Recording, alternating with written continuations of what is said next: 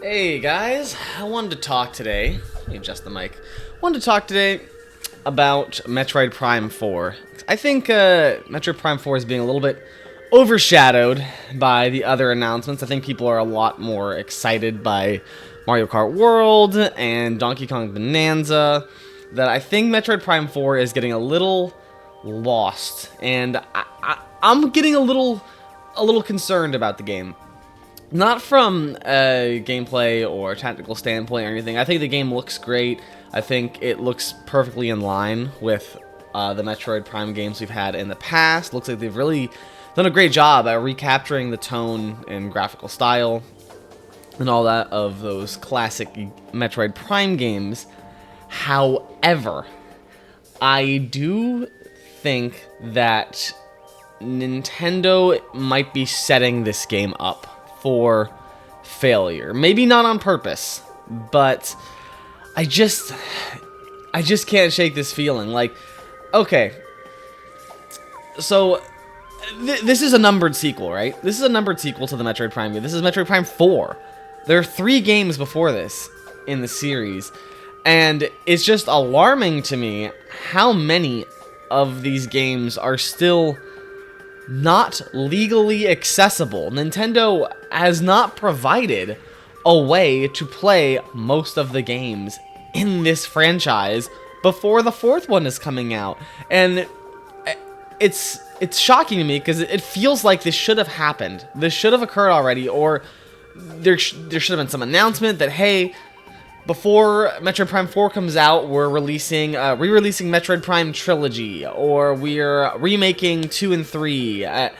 It feels like it's, and at this point, it feels like it's too little too late. Like, it's not going to happen. Like, Metroid Prime 2 and 3, I don't think are getting remade or re-released on the Switch 2 before this game comes out. Now, hopefully I eat my words on that, but, you know, we waited so long in order to get Metroid Prime 1 remastered on the Switch, and then from there it was like, oh, well, maybe like every year or something they'll like announce and remake the 2nd game, then the 3rd game, and then the 4th one will come out. But we haven't had any news on whether or not we're getting remakes or re-releases of 2 or 3, and that's concerning to me because is Metroid Prime 4, from what we know so far, is like it's not like a reboot. You know, it's not like its own separate standalone story. Now, maybe the story will be more divorced from the plot elements of Metroid Prime 1, 2, and 3 than we know. But I mean, we already know that Sylux is in this game, right? Sylux is the main villain, and he's not even in Metroid Prime 1, 2, or 3. He's in Prime Hunters, which is even more of a non-accessible game, and honestly, not that fantastic of a game. But the whole legacy of this series has just been almost completely lost. I mean, when you really think about it, dude, Metroid Prime 3 released 18 years ago. It's been 18 years since the last numbered entry in this franchise. That was the most recent entry in this franchise, not counting Federation Force, was 18 years ago, dude. Like, there's an entire generation of people that were born and raised and are now adults that have never played or even had a chance to legally own Metroid Prime 2 or 3. The only re-releases after that was Metroid Prime Trilogy in 2009, I believe, and on the Wii, which was a great deal. And then they re-released Metroid Prime Trilogy on the Wii U, I believe only digitally, for $20. And that was in 2015. That was 10 years ago! That was 10 years ago! The last time you were able to legally download and play these games was 10 years ago, outside of Metroid Prime 1. But, like, you can't just play Metroid Prime 1 and then jump into 4 and expect to be all caught up. Like, that's not how it... Like, this is Metroid Prime 4. There's a whole legacy of games before this one that we need to go over and stuff before you're caught up on the plot and what's been happening to Samus in this continuity and everything. Like, I just don't see this game getting as big of an audience as something like Metroid Dread. And granted, Metroid Dread is also, it's Metroid 5, you know, it has the continuity of the other 2D Metroid games. In fact, it has direct connection to Metroid Fusion with all the X-Parasites and everything. It's pretty much a direct follow-up to that game. However, the way that game was presented and kept its story on that planet and focused more on the main villain of that game and everything, it didn't feel like you needed to play the previous Metroid games in order to understand what was happening here. But and also, the fact that Metroid Dread is not a technically numbered, we know it's Metroid 5, right? And it's advertised, it is Metroid 5. But it's called Metroid Dread. Grandma sees that on the shelf. She's not thinking, oh man, I gotta get little Timmy Metroid 1 to 4, you know? It's Metroid Dread. Like, it looks like a good jumping on point for people. When you see Metroid Prime 4, your first reaction is, hey, like, where can I play Metroid Prime 1 to 3? Oh, I can't play 2 and 3? Oh, who's this main villain in this game? Where did he last appear? Oh, Metroid Prime Hunters on the DS? Well, where can I play that? And Nintendo's answer to that is simply, you can't. And it's insane to me, dude. I've been having conversations with people for years, over 5 years at this point, ever since Metroid Prime 4 was announced. Like, people have been asking me, like, hey, like, my friends in real life, they've been like, hey, I really would like to play the Metroid Prime games. Hey, do you think I should, like, what do you think I should do? Like, can I emulate these? Can I whatever? And, like, oh, I have friends in real life, they're not really, they don't like to emulate. They like to just not think about it, get their games cheap on, like, the eShop or whatever. And they're like, hey, like, where can I play these games? Like, what should I do to prepare for this? And I go, oh, my answer was always, oh, dude, just wait for the them to re-release Metroid Prime Trilogy on the Switch. Just wait for that, because they're guaranteed gonna release that before Metroid Prime 4 comes out. Absolutely guaranteed. Like, there's no way. They had released it on the Wii U. Clearly, there's no problem re-releasing and repackaging that for a good steal. But then Metroid Prime 1 Remastered happened, and I had to be like, okay, well, fellas that are asking me about this, you can get this game out, and yeah, I'm sure they're gonna remaster 2 and 3 before the next game comes out. And just as time goes on, that's just, it looks like that's just not gonna be true, and I feel bad that I've been, like, telling people for years, like, oh, well, don't worry, they're gonna make sure you can play 1 to 3 before 4 comes out, because they would be insane not to let you do that. But, I don't know, man, it's just, I don't know what the thought process is that Nintendo has when it comes to things like this. Metroid is already a niche series that's seeing relatively new success again, thanks to Metroid Dread and the Switch.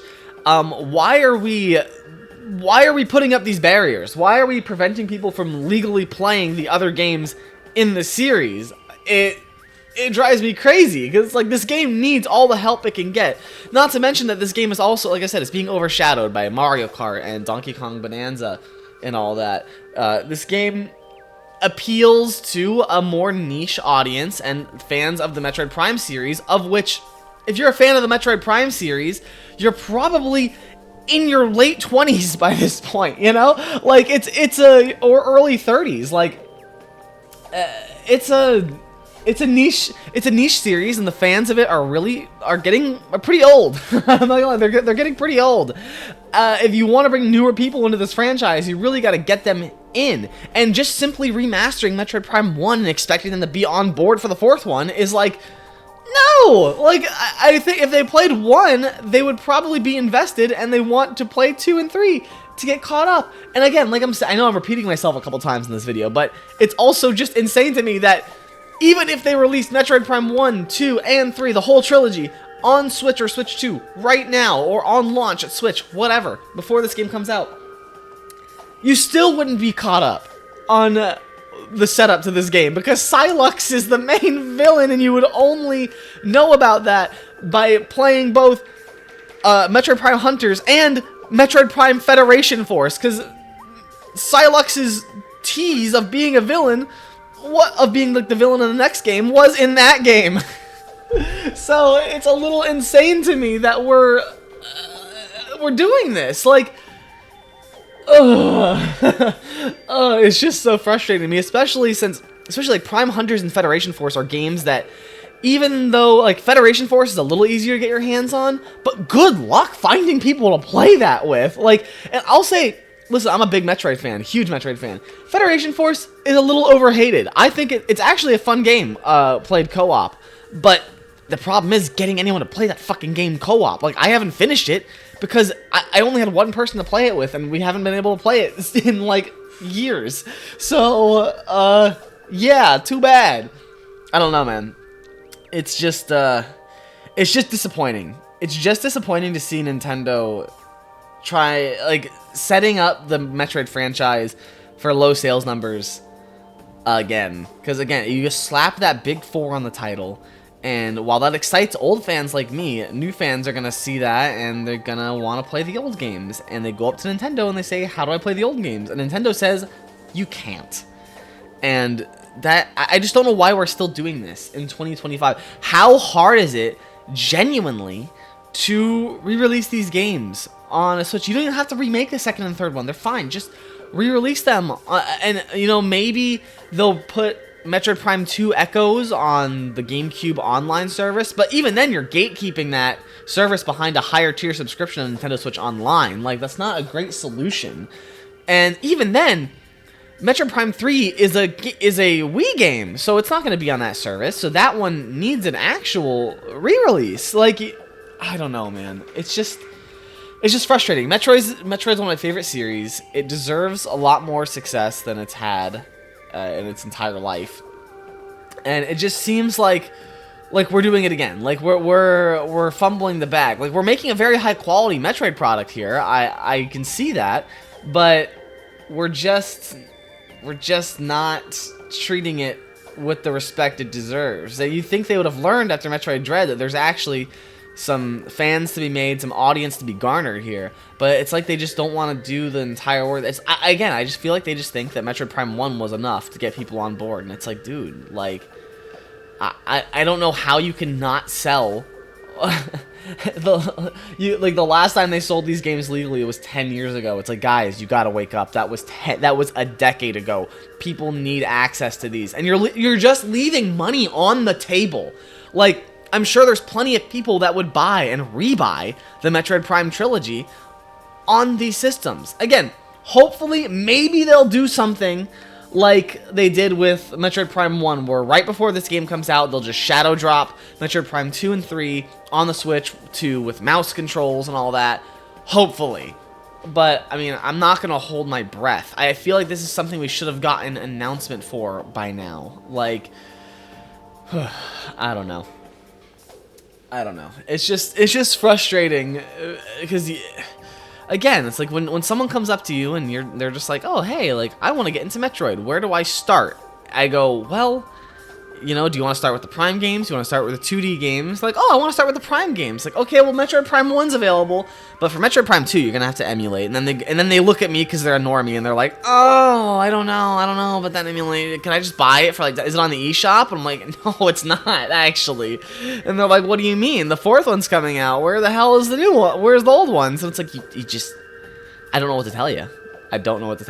Anyway, I think I've ranted about this long enough. I think I've gotten the point across. It's just disappointing to constantly see these songs. Nintendo really needs to get their shit together when it comes to their back catalog. I mean, it's like with their GameCube online service, like, what, like 3 games they've even announced for that service? It's like, dude, I can get all of the GameCube games available on my Steam Deck today if I wanted to. Like, the fact that you're only putting out 3 on launch right now of your online service is insane to me. Like, you guys have to step it up. If you're so afraid of people emulating and not paying for your older titles, you need to give people access to them. You need to give us if it's easier for me, if it's easier for forget price. If it's easier for me to access them and quicker for me to access them without going through you, then you're offering a terrible service. You're offering a bad service. It is far easier for me to emulate GameCube games and get them going on my Steam Deck, on my computer, or whatever, than it is for me to actually pay Nintendo. It's genuinely harder to pay Nintendo to play these games and have access to them. They just don't want you to have access to them. It's crazy. It's like they just think we'll sit around and wait for them to, and pray they'll make them available. It's like, what are you gonna do? Like, Nintendo, like, what are you gonna do about, like, okay, I want to play Custom Robo, Nintendo. Where can I play that? Oh, I can't? Okay, then I'll emulate it. Like, and then they go, oh no, don't emulate it. We'll shut down that website. And it's like, dude, like, what do you want me to do? Like, genuinely. Like, if you're not gonna make it available, then stop yelling at me and stop shutting down the avenues where it is available. Like, I'd be happy to pay, like, $5, $10 a GameCube game if you actually provided it, but you're not.